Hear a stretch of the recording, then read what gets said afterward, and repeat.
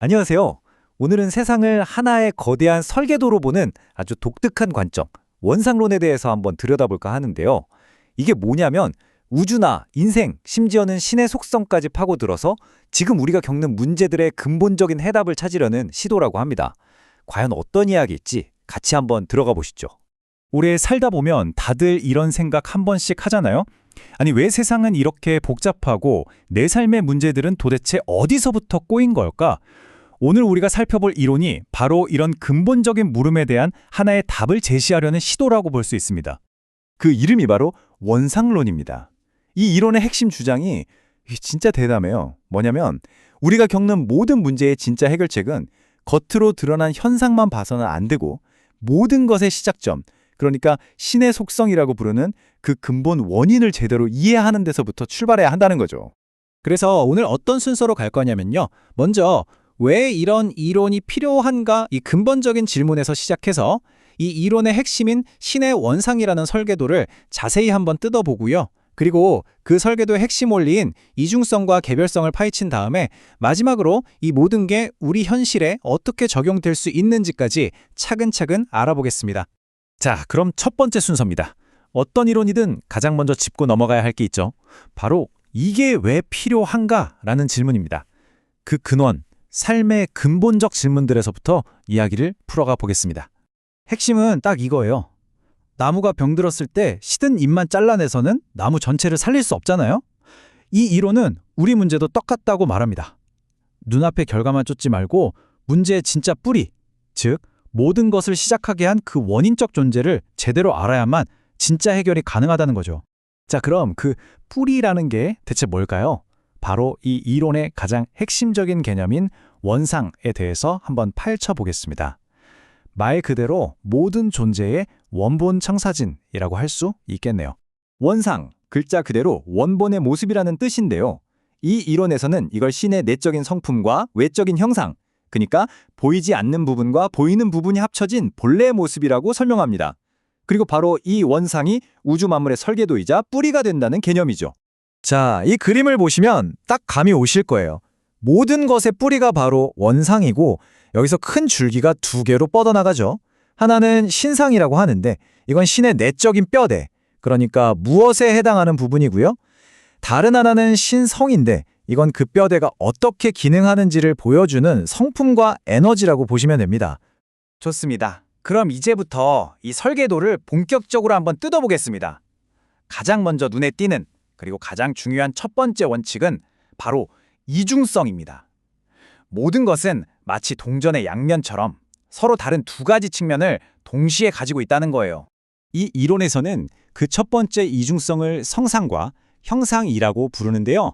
쉽게 말해서 모든 존재는 내면의 정신적인 측면인 성상과 겉으로 드러나는 물질적인 측면인 형상을 동시에 가지고 있다는 뜻입니다. 이 표를 보시면 차이가 확 느껴지시죠? 왼쪽에 있는 성상은 눈에 보이지 않는 원인, 예를 들면 우리의 마음이나 생각, 잠재력 같은 것들이고요. 반대로 오른쪽 형상은 그 결과로 나타나는 눈에 보이는 몸이나 물질 세계 같은 현실 그 자체를 의미합니다. 근데 여기서 진짜 재밌는 게 뭐냐면요. 이 둘이 따로 노는 게 아니라는 거예요. 보이지 않는 원인인 성상이 보이는 결과인 형상을 만들어내고 이 둘이 계속해서 영향을 주고받으면서 하나의 완전한 존재를 이룬다는 거죠. 그러니까 단순히 정신과 물질은 달라 이런 이원론이 아닌 겁니다. 이 비유를 들으면 하실 거예요. 우리가 아는 물 있잖아요. 본질은 H2O, 딱 하나인데 주변 온도에 따라서 액체인 물이 되기도 하고 딱딱한 얼음, 아니면 눈에 안 보이는 수증기가 되기도 하죠. 이것처럼 성상과 형상도 결국엔 하나의 본질이 서로 다른 방식으로 표현된 것뿐이다. 이런 설명입니다. 자, 여기서 한 단계 더 깊이 들어가 봅니다. 이게 끝이 아니에요. 방금 우리가 봤던 내적인 성상과 외적인 형상, 그 안에 각각 또 다른 이중성이 숨어 있다는 건데요. 바로 우리한테도 아주 익숙한 개념이죠. 양성과 음성이라는 두 가지 상대적인 속성입니다. 이 표를 보면 양성과 음성이 우리 마음과 몸에서 구체적으로 어떻게 드러나는지 잘 나와 있어요. 보통 양성이라고 하면 명석함, 적극성, 볼록 튀어나온 모양처럼 좀 더 활동적이고 주도적인 특성을 말하고요. 반대로 음성은 모호함, 소극적인 태도, 오목하게 들어간 모양처럼 좀 더 정적이고 받아들이는 특성을 의미하죠. 결국 우리의 내면과 외면이 전부 이 두 가지 속성의 조화로 이루어져 있다는 겁니다. 자, 여기까지 들으면 이런 궁금증이 생길 수밖에 없어요. 아니, 모든 존재가 다 똑같은 설계 원리를 공유한다면서 왜 우리들은 전부 다 다르게 생긴 걸까요? 이 이론은 바로 그 개별성, 즉 우리 각자가 가진 고유함이 어디서 오는지에 대해서도 설명하고 있습니다. 그 답이 바로 개별상이라는 개념에 있습니다. 여기 보이는 지문이나 얼굴처럼 말이죠. 우리 모두는 인간이라는 보편적인 설계도를 공유하지만 동시에 세상에 단 하나뿐인 고유한 개별상을 가지고 있다는 뜻입니다. 그리고 더 중요한 건 이 고유함이 그냥 딱 정해져서 끝나는 게 아니라는 점이에요. 이 DNA 그림이 상징하는 것처럼 마치 유전 정보처럼 고유한 개별상이 주어지면 그게 주변 환경과 끊임없이 상호작용하면서 계속해서 성장하고 발전해 나간다는 거죠. 자, 좋습니다. 이론은 이제 충분히 본 것 같고요. 이제 진짜 중요한 질문으로 넘어가야죠. 그래서 이 복잡한 설계도가 도대체 우리 사는 거랑 무슨 상관이냐? 이거죠. 이 저울 그림이 모든 걸 딱 보여주네요. 보이지 않는 마음, 즉 성상이 원인이고 물질적인 형상은 결과이기 때문에 우리 삶도 물질적인 조건보다는 진, 선, 미 같은 정신적인 가치를 추구하는 삶을 더 중요하게 여겨야 한다는 어떤 삶의 기준을 제시하는 겁니다. 그리고 또 하나 정말 중요한 적용점이 있어요. 바로 모든 관계는 나 자신에게서 시작된다는 겁니다. 이 그림처럼 먼저 자기 내면과 외면을 조화롭게 통일해서 개성을 완성하는 1단계를 거쳐야 한다는 거예요. 이 1단계가 튼튼해야만 비로소 다른 사람과 조화로운 관계, 즉 가정을 완성하는 2단계로 건강하게 나아갈 수 있다는 거죠. 자, 그럼 이 모든 이론이 우리에게 주는 행동 지침은 뭘까요? 딱 3가지로 정리할 수 있겠네요.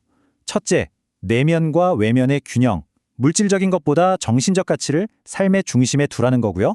둘째, 관계의 조화, 내가 먼저 온전한 사람이 되어야 건강한 관계를 맺을 수 있다는 것. 마지막 셋째는 개성의 존중, 모든 사람은 신이 부여한 고유한 가치를 지닌 존재니까 서로를 절대적으로 존중해야 한다는 뜻입니다.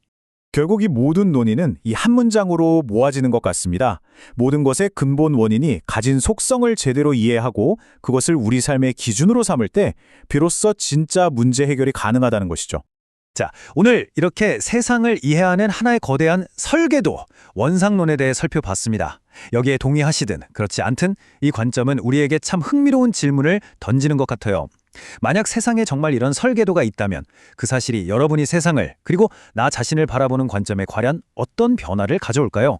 오늘 한 번쯤 곰곰이 생각해 볼 만한 질문이 아닐까 싶네요.